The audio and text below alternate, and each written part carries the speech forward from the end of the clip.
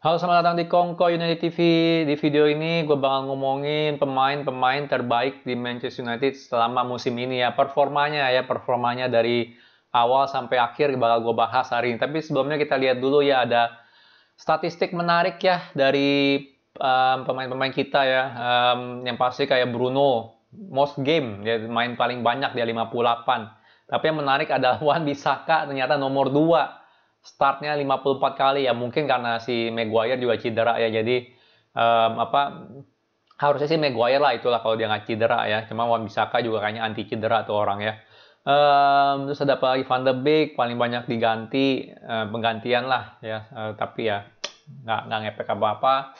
Gol sama assist Bruno ya 28 sama 18, tapi dari 28 gol itu 14 gol itu penalti ya. Makanya dijuluki Bruno Fernandes ya. Tapi ya nggak masalah lah. Kita perlu banget tuh mengambil penalti loh. Ingat nggak musim lalu awal-awal dapat banyak penalti tapi nggak ada yang gol ya. Mau Rashford kayak Martial kayak Pogba kayak yang ambil waktu itu kan nggak ada yang gol. Tapi Bruno, walaupun dia ada miss ya, dia ada miss 2 kali ya sekarang ini ya, benar nggak sih selama dia ngambil penalti, tapi gimana pun juga dia sangat tenang, ya eksekutor penalti terbaik lah di Manchester United ya. Bukannya kita nggak ada masalah loh, kita ada masalah loh musim lalu loh, dimana nggak punya mental semua ngambil penalti pada miss. Um, ada apa lagi nih? Most save David De Gea ya, karena dia main paling banyak sih, lebih banyak dari Dean Henderson. Tapi clean sheet sama ya, David De Gea sama Dean Henderson clean sheetnya sama 12.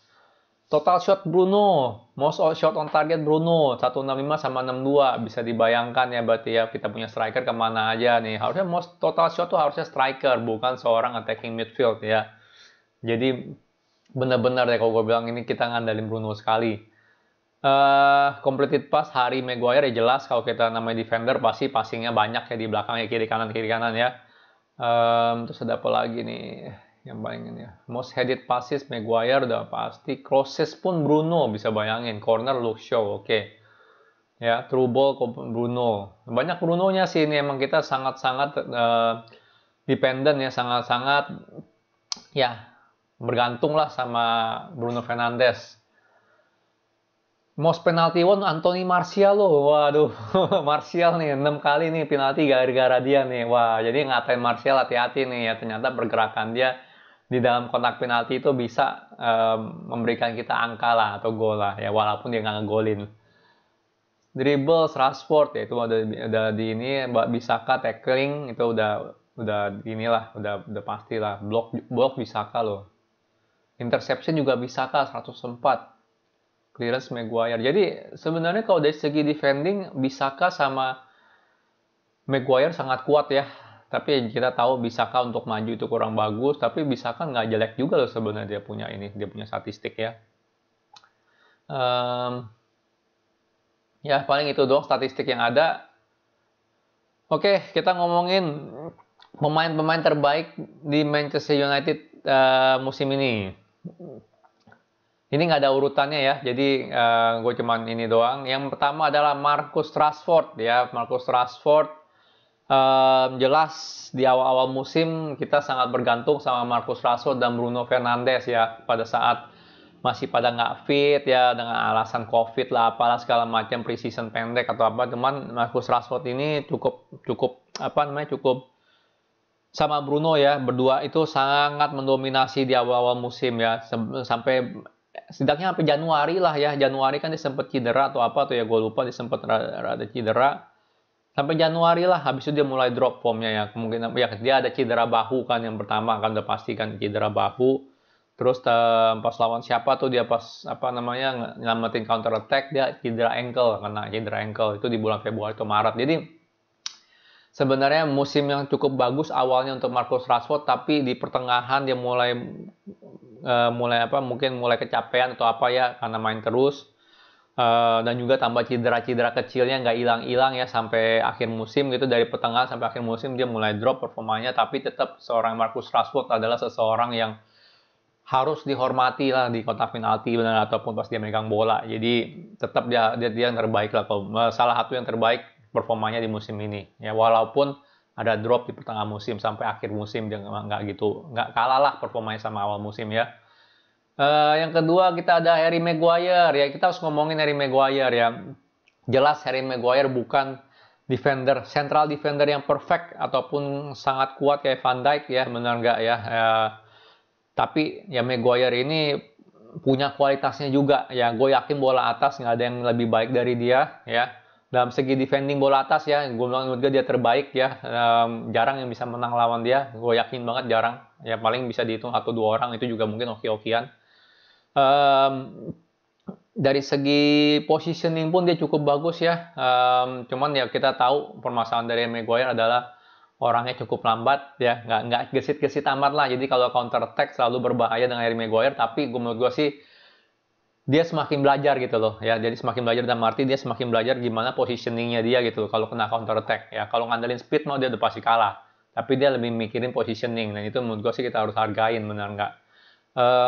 Terus ada apa lagi Harry Maguire? Ya jelas dia kapten di belakang, kelihatan banget tanpa Harry Maguire di akhir musim kocar-kacir defender ya, kelihatan kualitasnya Lindelof seperti apa, kelihatan kualitasnya Bailey seperti apa ya. Jadi kita perlu Maguire untuk jadi kapten di belakang gitu loh ya, jadi kapten di belakang. Walaupun orangnya juga kurang agresif menurut gua, tapi dia lebih mending lah sekarang ya. Kalau dulu kan yang namanya low cross ya, bola crossingan dari bawah ya, dia tuh jarang banget mau nekel atau apa gitu untuk ngeblok itu cross ya. Biasanya dia biarin aja ya. Tapi kalau gue lihat akhir-akhir ini udah mulai lebih agresif dia ya. Jadi dia masih improving lah.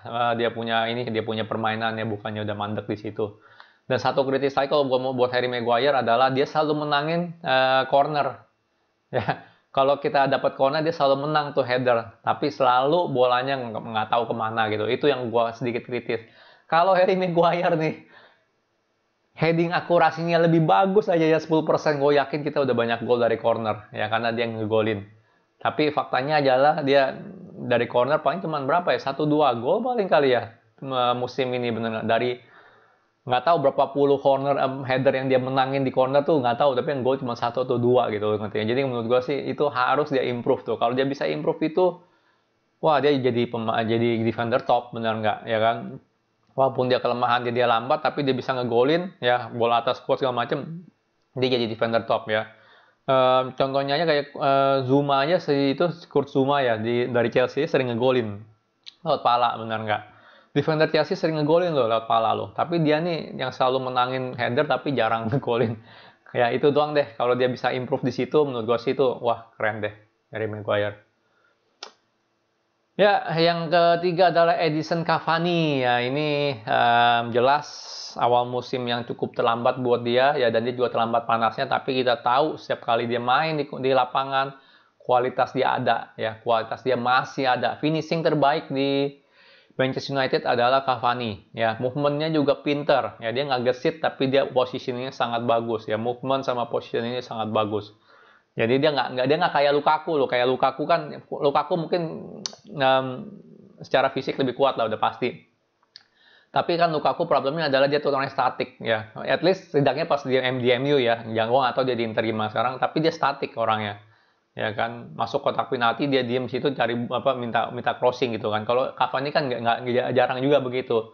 Kadang dia bisa di luar kotak penalti lari langsung minta crossing, nggak nunggu doang di dalam kotak penalti. Ya kalau nunggu doang di kotak penalti udah kebanyakan defender ya mati dia, benar nggak? Jadi beda lah sama Lukaku lah. Lukaku pun juga gue lihat pas di MU first touch-nya jelek banget ya. Setiap kali dapat passing atau apa mental 1-2 meter tuh bola, benar nggak? Ya first touch-nya jelek banget. Ya jadi Cavani ini menurut gue nomor 9 terbaik sekarang ini di MU ya. Cuman jelas Cavani ada problem juga ya, bukannya nggak ada. Ya dia udah tua, dan dia tuanya ini bukan tua fit kayak Ronaldo gitu ya, bukan. Ya dia tuh tua yang dia fit pasti fit lah, bener nggak? Dia adu lari sama gue udah pasti gue kalah ya kan. Tapi untuk pemain bola gitu ya, dimana apalagi Liga Inggris yang dia harus banyak bergerak, dia harus banyak ikut pressing juga, dia nggak bisa, jarang lah bisa main full ya, jarang banget bisa main full. Dan kalau main full pun di next gamenya dia bisa jadi nggak main gitu loh, bener nggak? Karena dia harus istirahat ya. Itu problem utamanya Cavani ya. Dan juga dia orangnya rentan cedera. Kalau sekali cedera, kita tahu Cavani ini, nggak cuma Cavani sih, namanya orang kena cedera, pasti balik dari cedera mainnya nggak bagus, sudah pasti ya. Perlu ya 2-3 game lah, baru mulai tune lagi gitu loh ya. Cavani pun juga sama. Ya dia cedera 2 kali kalau nggak salah, di awal musim ada cedera, sama di pertengahan musim ada cedera. Pas dia balik nggak kelihatan, 1 2 3 game nggak kelihatan, setelah itu baru kelihatan. Ya tapi pada saat dia main sih biasanya dia orangnya cukup bagus lah mainnya, bukan cukup bagus, sangat bagus lah, benar nggak, karena pengalaman dan juga kualitas finishing. Nextnya adalah Paul Pogba. Ya, Paul Pogba juga 11-12 sama Cavani ya. Maksudnya bukannya dia karena dia tua atau apa, tapi orangnya rentan cedera juga ini ya. Oh ya, dari awal, pas awal dia main, kalau Pogba gini, dia kebalikan dari Rashford kali ya. Awal-awal dia main nggak gitu bagus awal musim, ya kan. Dia dipaksa main terus sama si Ole kan, karena dia habis kena COVID, terus dipaksa terus main sama si Ole tuh ya selama 1 bulan, dan jelek gitu 1 bulan itu, ngerti nggak? Bener-bener jelek, kayak 5 bola kayak ngos-ngosan, kayak udah kecapean gitu, kayak bener-bener ya, COVID itu bener-bener ngaruh banyak lah di dia lah gitu kalau bisa dibilang. Cuman setelah itu ya ada drama lah, inget kan drama di mana agennya si Riola itu bilang ya dia mau keluar, dia biasa lah Paul Pogba itu selalu bikin tingkah lah, benar nggak. Tapi di luar dari itu, di second half dari musim ini dia main bagus, spektakuler ya, dimana kita tahu Bruno itu udah dimatiin lah sama lawan ya. Ini kuncinya adalah gitu kan, benar nggak, mau lawan Manchester United matiin Bruno, kita nggak bisa ngapa-ngapain. Tapi kalau ada Paul Pogba ya, lawan bingung, gue matiin Bruno ada Paul Pogba, dia matiin Paul Pogba ada Bruno, ya kan, benar nggak. Jadi Pogba sama Bruno ini sebenarnya duet midfield yang sangat berbahaya sekali, dan itu yang kenapa kita bisa juara 2 menurut gue ya, kenapa kita bisa ngambil di posisi runner up ya, karena dua ini perlu banget duet bareng gitu loh. Bruno nggak bisa jalan sendiri, Pogba pun nggak bisa jalan sendiri, mereka perlu berdua gitu untuk duet ya. Jadi Paul Pogba seperti itu, dan dia juga banyak cedera ya, ingat nggak, dia cedera 1-2 bulan kali ya di pertengahan musim atau apa kan, balik-balik. Bagusnya sih dia balik-balik, nggak perlu 3-4 pertandingan ya. Kalau saya 1 pertandingan 2 pertandingan udah bagus mainnya lagi gitu. Jadi Paul Pogba gimana pun juga, terlepas dia masa depannya gimana, musim ini dia salah satu yang terbaik juga.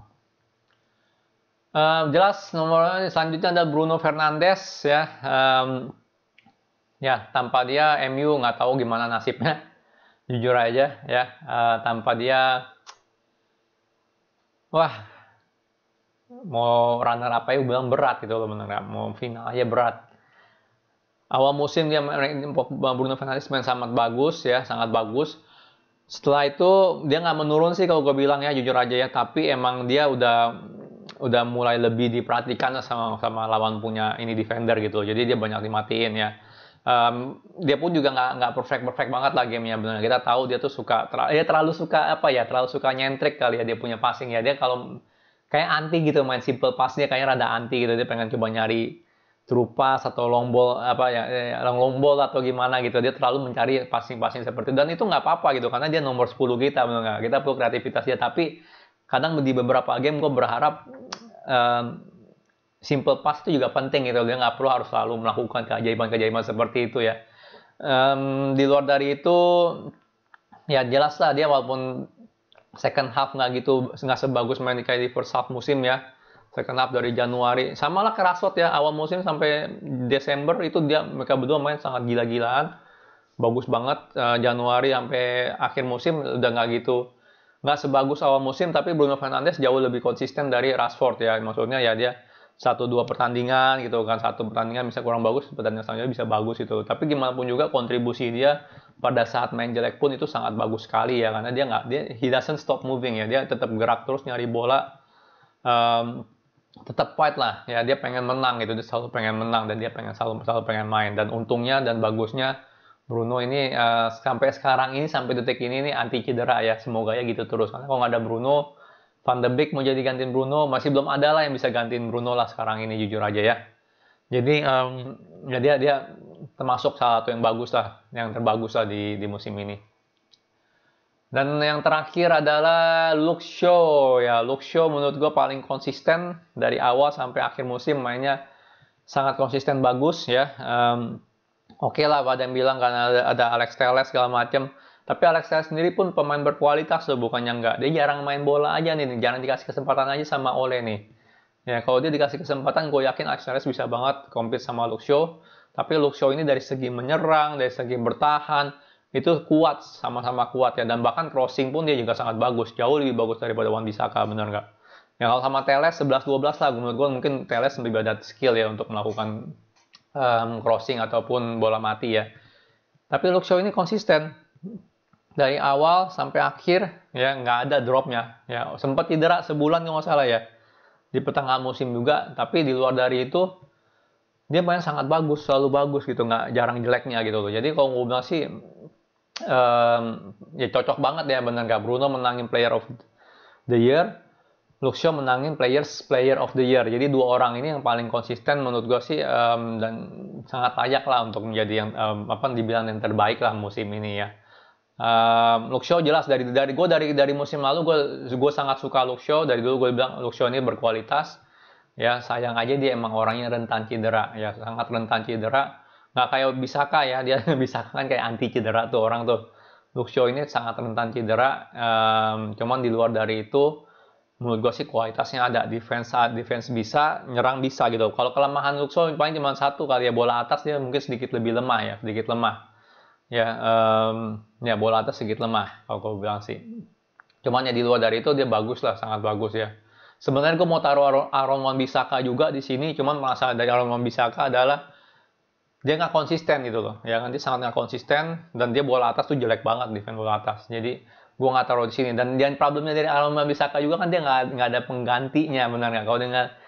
Kalau dia main terus ya kita nggak bisa tahu nih sebenarnya right back yang lebih bagus itu seperti apa, benar nggak? Nah kita tahu namanya Aaron Wan-Bissaka kalau maju setiap kali crossing itu apa ya, selalu low cross dulu. Gue bingung, susah banget sih nge-crossing biar bolanya naik ke atas gitu ya Wan-Bissaka. Jadi kalau gue bilang sih Wan-Bissaka hampir masuk ke yang terbaik di musim ini, tapi menurut gue dia harus lebih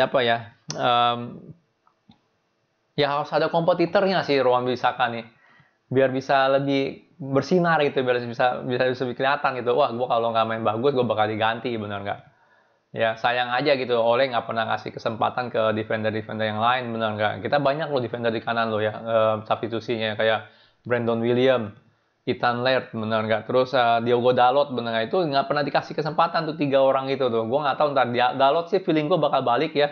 Apalagi Milan bakal beli Tomori. Gue nggak yakin klub Inggris, klub Italia banyak duit itu. Jadi menurut gue Dalot bakal balik, dan kalau gue masih harusnya dikasih kesempatan sama Ole. Dan itulah penyakit Ole sebenarnya tuh. Ya nggak pernah percaya sama defender sama pelapis kita. Itu problemnya Ole, sangat benar problem. Padahal kita lihat lawan Wolverhampton pelapis kita nggak jelek kok sebenarnya. Kualitasnya ada, jarang main aja. Ya kalau jarang main jadi kelihatan jelek kalau main. Ya karena nggak bisa mengeksekusi taktik dengan benar nggak, dan juga ngebaca situasi itu bakal nggak tajam gitu loh. Itu problemnya Ole tuh. Ya karena kalau yang cedera pasti ya kocar-kacir, bingung kayak kita kemarin Maguire cedera, Bailey melempem. Ya kan Tuan CB masih ya jarang main banget tuh, orang masih muda, benar nggak? Jadi problemnya di situlah kalau gue bilang. Ya padahal Bailey nggak jelek loh, Desember pas Lindelof lagi sering cedera, Bailey Maguire bagus loh, partnershipnya nggak jelek, keren, lumayan. Cuman Lindelof udah balik Bailey-nya nggak pernah dimainin lagi. Ya anyway, itulah kalau gue bilang pemain-pemain terbaik Manchester United di musim ini. Gimana, pada setuju nggak? Kalau nggak setuju komen ya, atau menurut kalian ada orang lain yang layak masuk di list ini. Cuma kalau ini menurut gue doang ya, pendapat pribadi gue doang. Mungkin bisa berbeda dengan kalian. Coba di komen aja, di sharing aja ya. Oke, kalau suka jangan lupa like, subscribe, and thank you for watching.